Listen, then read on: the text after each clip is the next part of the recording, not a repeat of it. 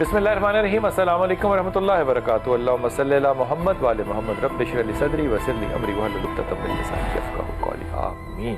ख़वातीन और हज़रात, आप देख रहे हैं कुतुब ऑनलाइन और मैं हूँ बिलाल कुतुब। और हमेशा की तरह जब भी आपके सवालात और जवाबात और मसाइल सुनने होते हैं, और मैं इस बात को ना बिल्कुल दिल से कह रहा हूँ कि मसाइल सुन के मशवरा देना जो होता है ना, ये अमानत होता है और अमानत को लौटाना होता है। और ये जितनी बड़ी ज़िम्मेदारी है कि मेरे ख़्याल में इसमें आपको एक बड़ा समझते हुए एक तो मेरा गुस्सा और सैरकिज़म भी ले लेना चाहिए, और दूसरा जो हदायत है वो भी ले लेनी चाहिए। और हिशाम इलाही जो होते हैं हमारे साथ, वो हमेशा वो जब आपको हदायत देते हैं तो हदायत के साथ साथ आपको वो या हदीस या कुरान में से जो रेफरेंस देते हैं ना, मेरे ख्याल में ये एक बड़ी इल्मी काबिलियत है। इसको हमारी नई जनरेशन को ख़ास तौर पे, मेरे जैसे बूढ़ों को तो सुनने की ज़रूरत होती नहीं है क्योंकि हमारे दिमाग के ख़यालात इतने पुख्ता हो चुके होते हैं, लेकिन नई जनरेशन को यकीन करें कि ये एक बहुत बड़ी इनलाइटमेंट है। बहुत शुक्रिया हज़रत। हुज़ूर अक़दस रसूल पाक सल्लल्लाहु अलैहि वसल्लम की एक मोहब्बत का तज़किरा करके ना फिर कॉलर के पास जाऊँगा।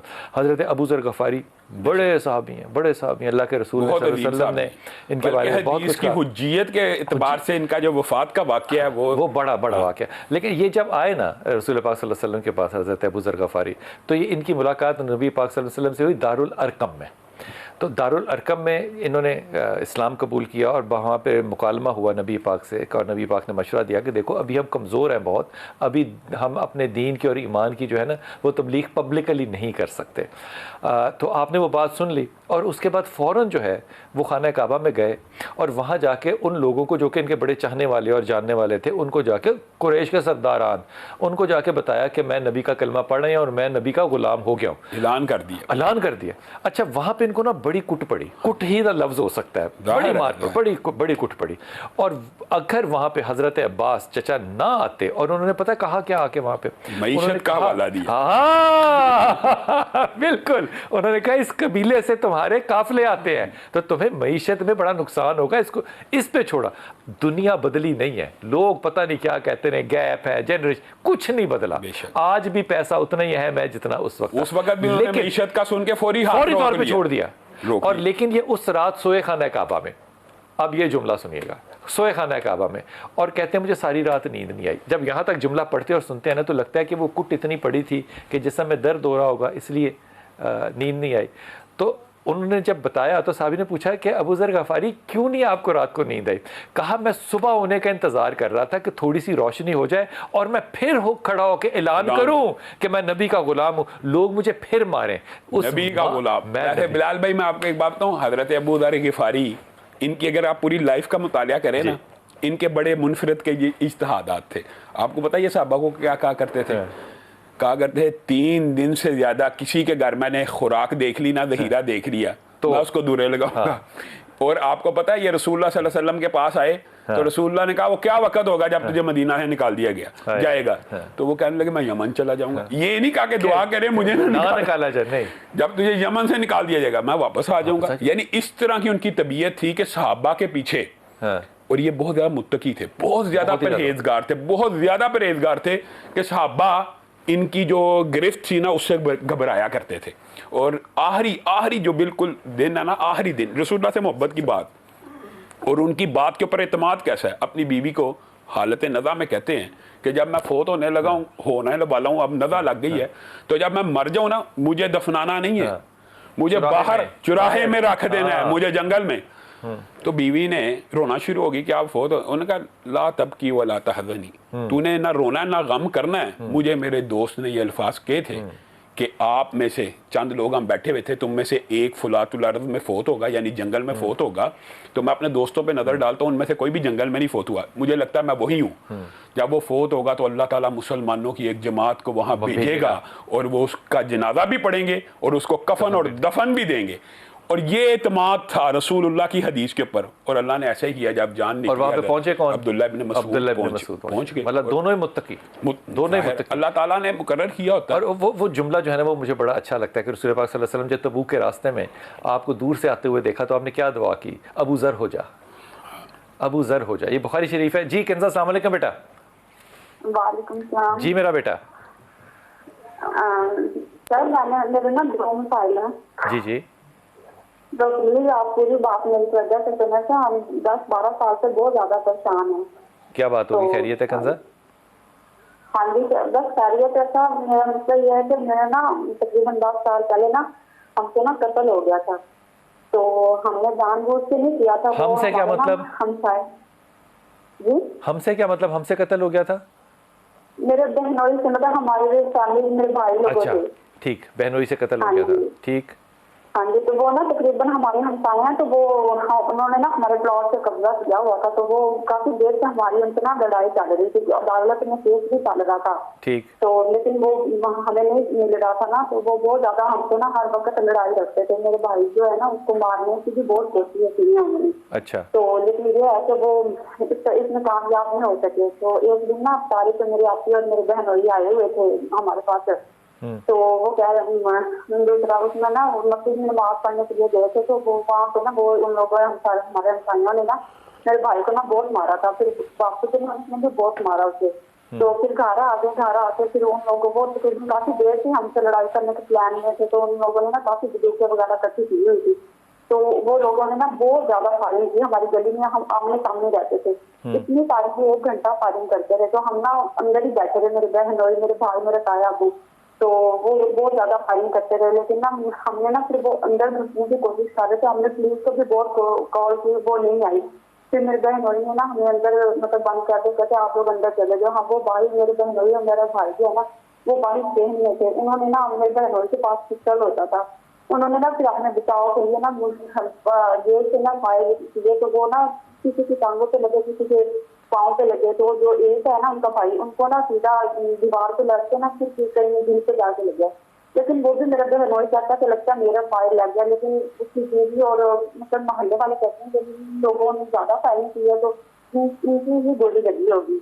अल्लाह ताला तुम पे रहम करे। मैंने बड़ी तसल्ली से बात सुनी है। हाफिज साहब क्या लाल भाई, कहेंगे? बुनियादी तौर पे ये जो कह रही है ना कि ये कत्ल ख़ता है, तो शरीयत में इसको कत्ल ख़ता नहीं कहते। ये कत्ल अमद एक होता है कि इरादतन, और एक होता है कत्ल ख़ता कि गैर इरादी तौर पे आप गाड़ी पे जा रहे हैं नीचे आ गए। इसको शरीयत में कहते हैं कत्ल शिबहुल अमद, यानी ये अमद के करीब तारा है कि गोली तो चलाई है, अगर किस नीयत से नहीं चलाई, लेकिन गोली अगर चलाई है लग गई, इसको शिबहुल अमद कहते हैं। इसके शरीयत में 2 कवानीन है। पहली बात तो ये, इनको दियत देनी चाहिए, वो जो उनके बुरसा को मनाना चाहिए। दूसरी बात है 2 माह के मुसलसल रोज़े जो कुरान पाक में अल्लाह ताला ने हुक्म दिया है कि वो रखने चाहिए। तीसरी बात यह, फिर भी अगर ये समझती हैं कि ये बेकसूर हैं, इसके लिए कुरान पाक की एक आयत है जो वजीफ़ा मुजर्रब है, वो ये है, रब्बी इन्नी मगलूबुन फंतसिर, ए अल्लाह मैं मगलूब हो गया हूँ, तू मेरी मदद फरमा। ये आयत ये कसरत से पढ़ें तो ये अल्लाह ताला इसके अंदर से ज़रूर सबील पैदा करेगा। ये जो हज़रत मूसा का वाक़यात, कुछ वाक़या लोग पेश करते हैं ना कि हज़रत मूसा ने मुक्का मारा था, तो वो एक्चुअली कत्ल ख़ता था कि मुक्के से कोई नहीं मरता। समझ रहे हैं ना, कत्ल ख़ता का और कत्ल शिबुल अमद का फ़र्क होता है। ये 12 शिबुल अमद में इनको इसके लिए प्रोसेस पूरा, यानी कि इंटेंशन के करीब तरीन है। बिल्कुल बिल्कुल इंटेंशन के करीब, इंटेंशन नहीं है, लेकिन ऐसा आला इन्होंने चलाया कि जिससे होता ही कत्ल है, जिससे होता ही कत्ल है। इंटेंशन चाहे कत्ल। अच्छा, मुझे वैसे ये भी बात समझ में नहीं आती कि जब आप इतने नमाजी और परहेजगार हो कि आप मस्जिद में जाके नमाज पढ़ रहे हो, तो फिर आपको जरा अपने गुस्से पे भी काबू कंट्रोल करना चाहिए। लेकिन हो सकता है इनकी बात दुरुस्त भी हो, दूसरे फरीक को नहीं सुना, हो सकता है बाकी उन्होंने दिफा में चलाई हो। पॉसिबल है इसमें भी। शरीयत का जब भी फैसला करना हो तो ये मैं तमाम उन दोस्तों बहन भाइयों से कहता हूँ जो सुन रहे हैं, कभी भी एक फरीक यकतरफा फरीक के ऊपर तो फैसला दाऊद ने फैसला नहीं कर सकता, कभी भी फैसला नहीं कर सकता। जी रूबा, अस्सलाम वालेकुम बेटा। वालेकुम अस्सलाम। सर अरीबा लाहौर से बात कर रही हूँ। जी अरीबा, जी जी बेटा। सर मुझे 3 बातें पूछनी थी। पहली बात ये कि मेरी बहन का नाम मरियम असलम है, उसका रिश्ता अंसर जावेद के साथ करना है। मेरी अम्मी राजी हैं लेकिन अब्बू का दिल नहीं मानता वहाँ रिश्ता करने के लिए। तो क्या ये रिश्ता करना सही रहेगा कि नहीं रहेगा? नहीं, पहले ये बताओ कि अब्बू का क्यों दिल नहीं मानता? वो क्योंकि वो लड़का गांव से बिलोंग करता है और मेरी सिस्टर ने पीएचडी की हुई है। वो कहाँ से बिलोंग करता है लड़का? गांव में रहते हैं। गांव में रहता है, जंग में गांव में रहते हैं। तो ये आपकी बहन की मरियम की पसंद है? जी उनकी पसंद है। तो मरियम तुम्हारे ख्याल में मान जाएगी अब्बा की? नहीं, वो नहीं मानेगी। वो कहती है कि कर दें, और मेरी अम्मी भी कहती है कर दें, लेकिन मेरे अब्बू नहीं मानते। तो और ये रिश्ता करना ठीक रहेगा कि नहीं? नहीं, बात ये नहीं है कि ठीक रहेगा कि नहीं, ये तो बात की बात है ना। का सवाल आ गया ना। ये तो शरीयत का हुक्म है कि 2 मोहब्बत करने वालों के लिए बेहतरीन चीज निकाह है, और वहां पे शादी होनी चाहिए जहां पे बच्ची चाहे, चाहे, इसमें कोई दो राय नहीं है। और लेकिन इससे मैं बिल्कुल अलग बात कह रहा हूँ। अब्बा को थोड़ा सा ये ख्याल करना चाहिए कि मरियम ने मानना ही नहीं है, PhD और नो PhD ये इशू नहीं है, मरियम ने नहीं मानना। अब वो एक बच्ची को बागी करके बगावत पे लेकर आ जाएं या उसके गलत फैसले को, मैं गलत को इन्वर्टेड कॉमा में कह रहा हूँ, गलत फैसले को तस्लीम कर लें और दुआ करें कि अल्लाह ताला उसको घर में आबाद करे, उसमें बरकत दे दे। और ये गाँवों का होना वैसे इतराज वाली बात नहीं, इतराज का ऐसा है। हम सब गाँव, हमारे बावजदाद कौन से शहर में, यानी हजरत आदम किसी शहर पे ना जमीन पे आए हम सब यानी एक देहाती, मतलब ये मेरे ख्याल में मैं आपको एक बात बताऊं बिलाल भाई, ये जो वली होते हैं ना, इनको भी ये शरीयत का असूल है कि वली की मर्जी के बगैर नहीं निकाह होना चाहिए, लेकिन वली को भी कभी बेटी की मान लेनी चाहिए। जब उसे मानी तो बगावत पे क्यों करना है? वैसे मैं ज़ाती तौर पे, क्योंकि मैं ना ज़रा थोड़ा सा ज़हनी तौर पे सरकास्टिक हूँ, मुझे कोई कहे ना कि मैंने रिश्ता कराना हो तो मैं उन्हें कहता हूँ कि आप कहाँ से हैं, तो वो हम कहें कि हम फेज़ 5 में DHA में रहते हैं, तो मैं कहता हूँ नहीं, मैं ये आपसे पूछना चाह रहा हूँ कि आप पीछे से कहाँ से हैं। तो वो जब तक पीछे पता ना चले और वो अल्टीमेट कहाँ जाता है, अंदरून शहर के अंदर, जाहिर बात है वहीं से निकलना है ना आपने, वहीं से निकलना है। जब लाहौर था ही अंदरून तक, तो आप और कहां से आए हैं? इसलिए आपको कभी भी अपना माजी और अपनी मिट्टी नहीं भूलनी चाहिए। मैं इस जुमले के खिलाफ हूं बुनियादी तौर पे कि जी वो पेंडू ने, वो पिंड च रहते हैं, तो वहां पे इल्म नहीं होता। मौलाना इसहाक का नहीं पता आपको कैसा आदमी था, कैसा सादा आदमी था और कहाँ का रहने वाला था। ये बातें नहीं करनी चाहिए, अब्बा को समझना चाहिए, बेटी को बागी नहीं होने देना चाहिए। और बिलाल भाई, रिश्तों की कौन सी ज्यादती है मुआशरे में? रिश्तों की तो कमी है, रिश्तों की तो जब कमी कोई है। अच्छा रिश्ता आ जाए कर देना चाहिए, जरूर कर देना चाहिए। मामला तालीम के साथ नहीं होता, मामला दिलों के साथ होता है। इसलिए खुदा के वास्ते इस मामले में अब्बा को भी समझाओ, ये मामला ठीक रहेगा इंशाअल्लाह ताला, लेकिन बगावत से तो बेहतर है ना कि निकाह कर दिया जाए। बिस्मिल्लाहिर्रहमानिर्रहीम। जनाब अली हुजूर, ये फरमाइए कि ये जो कल्चर होता है जिस पे कि मुझे थोड़े से, मैं अदब के साथ कह रहा हूँ, मुझे गुस्सा भी आता है कि जी कब तक होगा, ये पूछना क्या जायज़ है कि जी कदों तक रोएगा? बिलाल भाई, ये तो रसूलुल्लाह सल्लल्लाहु अलैहि वसल्लम से भी पूछना जायज़ नहीं था, अगरचे उनके ऊपर तो वही आती थी।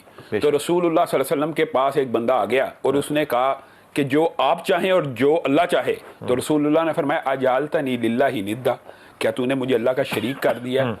कुल माशा अल्लाहु वहदा, तू ये क्या जो अकेला अल्लाह चाहे। तो रसूलुल्लाह सल्लल्लाहु अलैहि वसल्लम ने अगर ये बात कह दी है, तो और फिर रसूलुल्लाह सल्लल्लाहु अलैहि वसल्लम ने, आपने जो बात की है ना, उसके बारे में सही हदीस है कि जो किसी नजूमी के पास गया, काहन के पास गया, अर्राफ, ये 3 लोग यही काम करते हैं ना, बताते हैं कि ये आपका ये काम इस वक्त होगा, ये काम इस वक्त हो गया, उसकी 40 दिन तक नमाज कबूल नहीं, और उसने रसूलुल्लाह पूछने वाले की और उसने रसूलुल्लाह सल्लल्लाहु अलैहि वसल्लम के ऊपर उतरने वाली शरीयत का इनकार कर दिया। गोया रसूल हाशमी जो हैं, जिनके ऊपर जिब्रील अमीन खबर लेके आते हैं, रसूलुल्लाह उनसे पूछ सकते हैं ना कोई भी खबर। रसूलुल्लाह सल्लल्लाहु अलैहि वसल्लम ने अपने लिए, आपको पता है एक मरतबा ये कुरान पाक का वाक़या, सूरत कहफ के अंदर आपको ये वाक़या पूरा मिलता है कि रसूलुल्लाह सल्लल्लाहु अलैहि वसल्लम से आके लोगों ने पूछ लिया कि ज़ुल्करनैन के बारे में बताइए, साहिब कहफ के बारे में बताइए। रसूलुल्लाह के मुंह से सिर्फ ये जुमला निकल गया, मैं तुम्हें कल बता दूंगा, मैं तुम्हें बता देता हूँ। इंशाल्लाह नहीं निकला, सिर्फ इंशाल्लाह नहीं निकला। ये कुरान पाक की आयत है, वला तकूलन्ना, अल्लाह ने कह दिया कि आज के बाद ऐसा नहीं कहना। और वही अल्लाह ताला, इसका मतलब है कि नबी के ऊपर भी अल्लाह ताला ने इतना स्ट्रिक्ट चेक एंड बैलेंस रखा, हालांकि रसूलुल्लाह कह सकते थे। ये स्ट्रिक्ट चेक एंड बैलेंस हमारे बाबों पे क्यों नहीं है? क्योंकि उनके ऊपर अल्लाह का चेक नहीं है, उनके ऊपर कुछ और लोगों का चेक है। जी बिलाल भाई, हम 7 बहन भाई हैं, हमारी अम्मी नहीं है। अच्छा। हमारे 3 भाइयों की शादी हो चुकी है, वो नहीं रहती। 4 बहन भाइयों की नहीं हुई। अच्छा। हमारे घर में पर्दा है और लोग इस वजह से सोने नहीं देते। हमारे घर का नाम कैद खाना, जेल रखा हुआ है। क्या मतलब पर्दा है से क्या मतलब? इसमें क्या मतलब, कौन बेपर्दा कौन सा घर होता है? पर्दे से क्या मतलब? हमारे हाँ ये है कि जब बेटियों की जब तक शादी नहीं होती वो घर से बाहर नहीं जाती। भाभियां जाती हैं, लेकिन फिर भी हमारे घर का नाम जेल कैद। घर से बाहर क्यों जाना होता है? अगर मिसाल के तौर पे किसी काम से जाना हो, पढ़ने जाना हो, तो आप अपने पर्दे को कायम रख के नहीं जाते या नहीं जाना चाहिए? भाई, हम स्कूल में पढ़ा था मिडिल तक, उसके बाद हम ये ज्यादती नहीं? हमारी हर जरूरत हमारे भाई पूरी करते हैं। वो ठीक है, उनको करना चाहिए, क्यों नहीं करना चाहिए उनको, लेकिन इल्म हासिल तो करना चाहिए ना। इसके अंदर आपकी बात को सेकंड करता हूँ और इससे बड़ी एक बात करता हूँ कि बाद मुहद्दिसीन ने ये अल्फाज लिखे हैं कि औरतों का चंद मखसूस फील्ड्स का इल्म फर्ज के बराबर है। उसकी वजह क्या है? उसकी वजह और औरतें नहीं होंगी उसमें, तो आपका पर्दा नहीं रहेगा। ये बताएं, अगर एक औरत गायनाकोलॉजिस्ट नहीं है तो मुसलमान औरतों का पर्दा कैसे बचेगा? अगर एक औरत टीचर नहीं है तो मुसलमान बच्चियां कैसे तालीम हासिल करेंगी? बुनियादी तौर पे ये बात भी तो समझने की जरूरत है ना कि औरतों को इन मखसूस शोबों में तो कम से कम तालीम जरूर लेनी चाहिए। बिल्कुल लेनी चाहिए। और दो चीज़ें जो हैं ये पढ़ती रहो, एक अल्लाह के दो नाम है या वली या वाली, ये ज़रूर पढ़ती रहो, और दूसरे 3 नाम है इकट्ठे, ये एक तस्बीह है, या रहमान या रहीम या करीम। और ये तस्बीह पढ़ने के बाद ख़ास तौर पे दुआ करो कि अल्लाह ताला लोगों के दिल आपके लिए नरम करे। इस पे मेरी माँ सैयदा आयशा कहती हैं कि अल्लाह के रसूल ने कहा था कि अल्लाह इन्हीं नामों से सुनता है। और अगर मेरी ये तो कुरान पाक की आयत है, फलिल्लाहिल अस्माउल हुस्ना फदूहु बिहा। अल्लाह ताला खुद कह रहा है कि मेरे खूबसूरत नाम है। लेकिन ये बात आपने जो बात की ना, असल ये है, लोगों को ये समझ नहीं आती। वो ये करते रहते हैं या रहमान या रहीम, जो आपने अगली बात की है ना उसके बाद दुआ करो, वो नहीं करते। वो करनी है, वो कर असल में तो इसी से कबूल करता ये है, बात अल्लाह इसी से कबूल करता है। और जहाँ पे रवायत आ जाए उसके बाद मेरे ख्याल में अपनी अक्ल को छोड़ दो, भाइयों के दिल भी अल्लाह नरम इंशाअल्लाह ताला जरूर कर देगा इंशाअल्लाह ताला। बिलाल भाई, मैंने अपने बेटे के बारे में बात करनी थी। जी बेटे, पूछना था। फरमाइए। उसका मेडिकल कॉलेज में दाखिला करवाना है, तो जो इसमें जो मुझे परेशानियां माली तौर पे आएंगी ना, हाँ। तो मैं उसके लिए कोई वजीफा चाहती हूँ। मुझे नंबर बताओ उसके कितने आए FSC में? या उसके माशाल्लाह आए हैं 86% है उसके। कम है? MD कैड में कितने हैं? हाँ जी। M कैड में कितने MD कैड में 158 आउट ऑफ 200 क्वालिफाई कर लिया, लेकिन नंबर कम है, उसको प्राइवेट में जाना पड़ेगा, मेन स्ट्रीम में नहीं जा प्राइवेट में कह रही हूँ भाई। हाँ प्राइवेट में कह रही हूँ मैं। हाँ, तो क्या माली मसाइल आएंगे मुझे ये बताओ। उसकी फीस बनती है मुल्तान CMH में पता किया है, तकरीबन 10-12 लाख है। अच्छा, नाम आ गया उसका? अभी उनकी खुलनी है। मैं कहती हूँ कि मैं उससे पहले कोई अल्लाह ताला मुझे इशारा मिल जाए कि मैं उसके लिए वजीफा करूँ, ताकि उस जो मुझे परेशानी है ना तो टल जाए। आमीन आमीन सुम आमीन। अच्छा, ये जो 10-12 लाख रुपया तुमने बताया ना, ये एक मेडिकल कॉलेजेस की फ़ीस के अंदर बहुत ही इकोनॉमिकल फ़ीस है, क्योंकि इस वक्त जो मेडिकल कॉलेजेस प्राइवेटली चल रहे हैं ये तकरीबन 17 लाख के फिगर के अराउंड चलते हैं। और क्योंकि तुम्हारे बच्चे के मार्क्स जो हैं वो बिल्कुल भी अच्छे नहीं हैं, 86% के अंदर मेडिकल के अंदर जाना बहुत मुश्किल होता है, क्योंकि यहाँ पे जो रेस लगी हुई है वो 95% प्लस पे लगी हुई है, 95 पे नहीं, 95% प्लस पे लगी हुई है। और 200 में से अगर 190 के करीब MCAT में ना हो तो तब भी मामला जो है वो बड़ा मुश्किल होता है। लेकिन हैविंग सेड दैट, पहले बच्चे से ये पूछ लो कि वो मेडिकल करना चाहता है या वो कुछ और करना चाहता है। दूसरी बात ये कि वजीफे के लिए क्या करना है, हाफिज जी क्या करना है? लाल भाई, रिज़क के जो फराही का वजीफा है वो बड़ा मुजर्रब है, वो अस्तगफिरुल्लाह। खाली अस्तगफिरुल्लाह पढ़ें तो भी काफ़ी है, अस्तगफिरुल्लाह। लेकिन ये है कि उसको पढ़ना कसरत से है, ये नहीं कि मैंने 10 दफ़ा पढ़ा है तो काम नहीं हो रहा, 20 दफ़ा पढ़ा है। और नियत क्या करें उस वक्त? उस अस्तगफिरुल्लाह पढ़ते वक्त नियत रिज़्क़े हलाल फर्रा की। ये तो अल्लाह ताला ने कुरान पाक में कह दिया, फ़कुल्तु अस्तगफिरू रब्बकुम इन्नहु काना गफ़्फ़ारा युरसिलिस समा अलैकुम मिदरारा व युमदिदकुम बिअम्वाल। अल्लाह कह रहा है कि जब बंदा कसरत से इस्तगफार करता है ना तो अल्लाह ताला उसको रिज़्क़े हलाल फर्रा नसीब करता है। तो सिर्फ इस्तगफार की, लेकिन कई दफ़ा लोग ये समझते हैं इस्तगफार पढ़ना है तो 10, 15, 20 दफ़ा पढ़ लिया तो शायद काम हो जाएगा। कम से कम 10 तस्बीहां निकालें एक दिन में। रसूलुल्लाह सल्लल्लाहु अलैहि वसल्लम एक नशिस्त में 70 मरतबा पढ़ लिया करे। और अस्तगफिरुल्लाह तेजी से पढ़ने में कितना क्या वक्त लगता है? लेकिन मेरे ख्याल में जितनी प्रायोरिटी आप अल्लाह को देंगे, अल्लाह भी उसी प्रायोरिटी के हिसाब से आता है। और ये हदीस कुदसी है, जिस तरह कहोगे उसी तरह अल्लाह जल्दी आएगा, तेज़ आएगा। लेकिन आप भी थोड़ी सी अपनी जो तरबियत है उसको कीजिए, उठते बैठते लेटते हर वक्त याद करते रहे, इस्तग़फ़ार कहते रहे, अल्लाह करम करेगा इंशाअल्लाह ताला। बिस्मिल्लाहिर्रहमानिर्रहीम। सूरह जब वाक़या तबूक का पढ़ते हैं तो इसके अंदर एक बड़ा नाम है हज़रत काब बिन मालिक का, जो कि अल्लाह ने कह दिया था कि जो तबूक में नहीं जाएगा वो मुनाफिकीन में से होगा, यानी कि क्लियर कट आ गया था कि कौन जाएगा और कौन नहीं जाएगा, मुनाफिक और ईमान वालों के। लेकिन हज़रत काब नहीं गए थे, हज़रत काब बिन मालिक नहीं गए थे। तीन सहाबी थे, लेकिन मैं सिर्फ हज़रत काब बिन मालिक की बात कर रहा हूँ। ये नहीं गए थे, लेकिन इसके बावजूद अल्लाह ने इनकी माफ़ी उतारी, तौबा कबूल की। 40 दिन तक रसूलुल्लाह सल्लल्लाहु अलैहि वसल्लम, देखें कितनी अजीम आपने रिवायत पेश की है कि रसूलुल्लाह सल्लल्लाहु अलैहि वसल्लम से जो आके झूठ बोल रहा था ना, हाँ। कि मेरा ये बहाना है, मैं इस वजह से नहीं गया, रसूलुल्लाह उनके बहाने कबूल करते जा रहे थे। जिन्होंने आके सच बोला, हाँ। कि सीधी बात है, कोई वजह नहीं, फल पके हुए थे, हाँ। और उस वक्त अपना बाग छोड़ने का दिल नहीं था कर रहा, सोचा था जाऊंगा, कि जाएंगे, कल जाऊंगा, परसों जाऊंगा, लेट हो गए। तो रसूलुल्लाह सल्लल्लाहु अलैहि वसल्लम ने तीनों सहाबा से मुकातिया कर दिया, बात बंद कर दी, और फिर इनके ऊपर ऐसी जिंदगी तंग हुई है। पूरा वाकया कुरान पाक के अंदर और बुखारी शरीफ की तवील तर हदीस है, ये बहुत लंबी।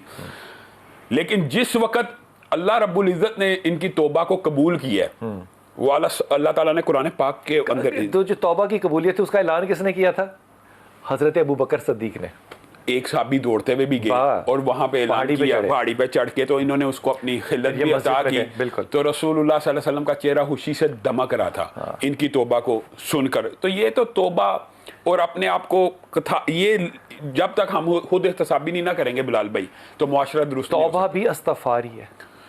तो इस्तग़फ़ार ये होती है कि इंसान बगैर गुनाह के भी कर सकता है। थोड़ा सा फर्क है, थोड़ा सा फर्क है। यानी रसूलुल्लाह सल्लल्लाहु अलैहि वसल्लम गुनाह से पाक हैं कि अल्लाह का चेक एंड बैलेंस है, लेकिन रसूलुल्लाह इस्तग़फ़ार करते हैं। तौबा होती है अपने किसी गुनाह के ऊपर नादम हो जाना, और उस गुनाह का इसलिए कहते हैं अल्लाह ताला जो नहीं याद, अल्लाह ताला तो अल्लाह तो नहीं भूलता। इंसान तो गुनाह करके भूल सकता है, तो अल्लाह ताला से ये दुआ करनी चाहिए अल्लाह ताला ना करदा गुनाह जो याद हैं उन गुनाहों का, और जो नहीं याद उन सबकी तौबा। एक बात मैं जरूर कहना चाहता हूँ, वो जो सवाल है ना बिलाल भाई, खास तौर पे जितने भी ये सवाल आते हैं, वहम, वसवसा, ये डिप्रेशन जिसका आपने वजीफा बताया, ला हौला वला कुव्वता इल्ला बिल्लाह, आपने बड़ा जबरदस्त वजीफा बताया। लेकिन उकबा बिन आमिर को रसूलुल्लाह सल्लल्लाहु अलैहि वसल्लम ने सही हदीस में इसका एक खुद वजीफा बताया। वो ये है कि किसी पनाह मांगने वाले ने इनसे बेहतर चीज़ों से पनाह नहीं मांगी। वो कौन सी दो सूरतें हैं? आखिरी दो सूरतें हैं, कुल आऊज़ बि रब्बिल फलक और कुल आऊज़ बि रब्बिन नास। और हैरान कुन बात है बिलाल भाई, आप जरा गौर करें, कुल आऊज़ बि रब्बिल फलक एक अल्लाह की सिफत बयान की और चार चीज़ों से पनाह मांग ली, हासद से, जादू से, जिन्नात से। और अगली सूरत में कुल आऊज़ बि रब्बिन नास मालिकिन नास इलाहिन नास, अल्लाह की तीन सिफतें बयान करके किससे पनाह मांगी है? मिन शर्रिल वसवासिल खन्नास। सिर्फ वसवसों से, सिर्फ वसवसों से और वहम से, यानी तीन सिफात बयान करके सिर्फ वसवसों से पनाह मांगी गई है जो शयातीन और इंसान के दिमाग में डालते हैं। या वसवसा इंसानी होता है या शैतानी होता है। इंसानी वसवसा तो ये था विस्पर किया किसी बंदे ने, जैसे कि रिश्ता यहाँ पे ना करना, ये विस्पर हो गया। और बाकी जितने भी वसवसे, ये शैतानी काम ही है फिर। हाँ, काम तो ये काम तो ये भी शैतानी है। तो अल्लाह ताला ने इसीलिए इस सूरत को नाज़िल किया ना, कि अल्लाह ताला ने कहा कुल आऊज़ु बिरब्बिन नास मालिकिन नास इलाहिन नास मिन शर्रिल वसवासिल खन्नास अल्लज़ी युवस्विसु फी सुदूरिन नास मिनल जिन्नति वन नास। अल्लाह ने भी कह दिया जिन्नों में से भी वसवसा डालने वाले हैं और इंसानों में से भी। तो वसवसों से अगर बचना है तो ये सूरतें कसरत से पढ़ें, और इनकी तादाद भी रसूलुल्लाह सल्लल्लाहु अलैहि वसल्लम की बाद हदीस में मौजूद है कि 3 मरतबा पढ़नी चाहिए, कम से कम 3 मरतबा पढ़नी चाहिए। कुल या अय्युहल काफिरून जो बंदा पढ़ता है ना उसको 4 दफ़ा पढ़ना चाहिए। अच्छा, ये भी बात आई है, तो कुल या अय्युहल काफिरून हम कहते हैं चारों कुल 3 दफ़ा पढ़ लो। इसमें बुनियादी तौर पर आखिरी 3 कुल 3 दफ़ा हैं, और जो कुल या अय्युहल काफिरून है वो 4 दफ़ा है, क्योंकि वो 1/4 कुरान के बराबर है। और बाकी कुल क्या बात है। चाहता तो कहीं भी नहीं, यही चाहता हूँ कि रिश्ता कहीं ना कहीं हो जाए, कहीं भी हो जाए। जी पक्की बात है जी बिल्कुल। तो कहाँ तुम पाकिस्तान में करना चाहते हो, अफगानिस्तान में करना चाहते हो, फलस्तीन जाना चाहते हो, कहाँ? पाकिस्तान में ही हो जाए तो बड़ी बात है जी, पाकिस्तान में हो जाए। इसमें लेकिन उम्मीद है बाहर की। हाँ। तो ये बताओ कि तुम्हारी कोई कैद है कास्ट की, कोई और चीज़, कोई डिमांड, कोई लेना कोई देना? किसी चीज की डिमांड नहीं है जी मेरी। तो कोई तो डिमांड होगी ना, मतलब ये डिमांड तो हो सकती है ना कि जी शरीफ लोग हों, अच्छी खातून हो, घर बनाने वाली हो, ये डिमांड तो जायज़ है ना? हाँ जी, ये बिल्कुल यही शरीफ औरत हो जी, बस यही है डिमांड मेरी, घर बसने वाली हो जी बस। ठीक है इरफान, आप अच्छे इंसान हैं जी बिल्कुल, शरीफ आदमी हो जी बिल्कुल। अच्छा, काम क्या करते हो? जी मैं मस्जिद का खादिम हूँ जी। वो मैं सदके जाऊँ तो यार, कमाल बात है। वाह वाह वाह वाह, मेहनत मजदूरी करता हूँ जी, बस यही मेरा। बहुत अच्छी बात। यही तो 200-400 रुपया, बाकी मेहनत मजदूरी है जी, अपनी गता रेडी है जी मेरे पास, उस पर अपनी मेहनत मजदूरी करता हूँ जी। ओके, 200-400 रुपये रोज के मिल जाते हैं, अच्छी बात है ये बात। तो तुम्हारे पास रहने को क्या है, घर वर है किराए पे कोई अपना? जी 2 मरले है ये, 2 मरले जगह है, बहुत है 2 मरले। अल्लाह इस 2 को बहुत ज़्यादा 200 कर देगा, तो फिक्र ना कर। श्याम भाई, मुझे ना मुझे दुख होता है कि सिर्फ इसलिए स्टेटस कॉन्शियस लोग हैं, स्टेटस कॉन्शियस है लोग। इससे बड़ा कौन सा अफसर होता है यार जो मस्जिद साफ करता है? कुरान पाक की आयत तहिरा बैतिया लित्ताइफीन, अल्लाह ताला इब्राहीम को कह रहा है, इब्राहीम को कि ये जो तवाफ करने के लिए आए इनके लिए मस्जिदों को साफ किया करो, ये तो अंबिया का काम है। तो ये तो भाई के लिए बड़ी शर्फ और फजीलत की बात है। और लेकिन इस तरह का शर्फ और फजीलत वही इख्तियार करेगा जो रसूलुल्लाह की हदीस समझता हो। रसूलुल्लाह सल्लल्लाहु अलैहि वसल्लम ने खुद फरमाया कि रिश्ता 4 बुनियादों पे होता है, और उनमें से अगर दीनदारी की बुनियाद को तुम सब लोग फौकियत दोगे तो कामयाब हो जाओगे। हम उस चीज़ को फ़ोकियत नहीं देते। मसला हमारे मुआशरे का सिर्फ और सिर्फ ये है कि हम स्टेटस कॉन्शियस हैं। जब तक अच्छी कमाई वाला अच्छा, है, ये नहीं मुमकिन हो सकता, मैं मिसाल दे रहा हूँ और मेरा दिल ये कह रहा है, मेरा गुमान ये कह रहा है कि स्टेटस जो भी हो इररेलेवेंट है। एक इंसान जो है वो ऐसा काम कर रहा है जो कि दीन का काम है, और ये कोई ऐसा नहीं है जिसमें कोई मसलक हो। मस्जिद को साफ करने में तो कोई मसलक बेशक, नहीं है ना। बेशक। तो वो, मैं उसको ये भी नहीं कह रहा कि वो तबलीगी है, मैं वाबी है, जो बंदी, कुछ नहीं, वो मस्जिद साफ करता है। ऐसा क्यों नहीं हो सकता कि मैं इस बात पे रिस्क लूँ? रिस्क का लफ्ज़ भी वैसे गलत है कि मैं कहूँ कि ये शादी इससे कर देनी चाहिए, अपनी बच्ची से कर देनी चाहिए, और अल्लाह इसी के एवज़ आगे जाके बहुत ज़्यादा बरकत करे। ये अल्लाह ताला ने कुरान पाक में फरमाया कि अगर तुम्हें किसी बंदे का दीन पसंद आ जाए तो तुम उससे अपनी बेटियों का निकाह कर दिया करो। अल्लाह ताला उसको रिज़्क़ हलाल फर्राह देगा। अल्लाह देगा, अल्लाह देगा, अल्लाह देगा। रिज़्क़ का तो दारोमदार है ही अल्लाह ताला की बांट और तकसीम के ऊपर। वैसे इन भाई को, जैसे आपने कहा ना कि सफाई के दौरान दुआ किया करें, मैं भी ये कहता हूँ कि ये एक वजीफ़ा ज़रूर पढ़ा करें। रब्बी इन्नी लिमा अंज़लता इलैया मिन खैरिन फ़कीर। अल्लाह ताला इंशाअल्लाह बेहतरीन रिश्ते का बंदोबस्त फरमाएंगे, और इसका भी रिज़्क़ का बंदोबस्त अल्लाह ताला के ज़िम्मे है। अच्छा, ये निज़ाम क्यों नहीं बन सकता इस मुल्क के अंदर कि जो खादमीन हैं इनको मांगना ना पड़े लोगों से हदिया, जो नमाज पढ़ने वाले हैं वो अपनी जिम्मेदारी कबूल करें? मैं बिलाल भाई ये समझता हूँ कि जो नमाज पढ़ने वाले मस्जिदों में आते हैं ना, वो अपनी जिम्मेदारी भी पूरी नहीं करते। वो ये नहीं देखते कि मस्जिद में हर एसी चल रहा है, लाइट चल रही है, पंखे चल रहे हैं, कारपेट बिछे हैं, सहूलतें ले रहे हैं। इस वजह से ही इमाम मस्जिद और खादम मस्जिद की तनहाएं आज तक हम। अच्छा, दूसरी बात यह है कि हमने इमाम मस्जिद और खादम मस्जिद का स्टेटस भी मुआशरे में लो कर दिया। हम क्योंकि गोरे के ज़ेर तसल्लुत रहे, उन्होंने ज़हनी तौर पे उन्होंने मौलवी का जो लफ्ज़ इजाद किया कि जिस तरह नाई मोची तरहान होंगे तो मौलवी का भी एक ओहदा, तो मौलवी को तो डिग्रेड किया। तो जहाँ पे मौलवी डिग्रेड नहीं है, उलमा की जहाँ पे सही रिस्पेक्ट होगी, वो मुआशरा तरक्की करेगा। और इसकी मिसालें इस दुनिया में मौजूद हैं। बहुत शुक्रिया। अल्लाह ताला आपको सानिया दे, सानिया बांटने की तौफीक अता फरमाए। और जिसके पीछे, जिस इमाम के पीछे आप नमाज अदा कर सकते हैं, अगर उसको आपके आगे हाथ फैलाना पड़ता है तो the shame is on me.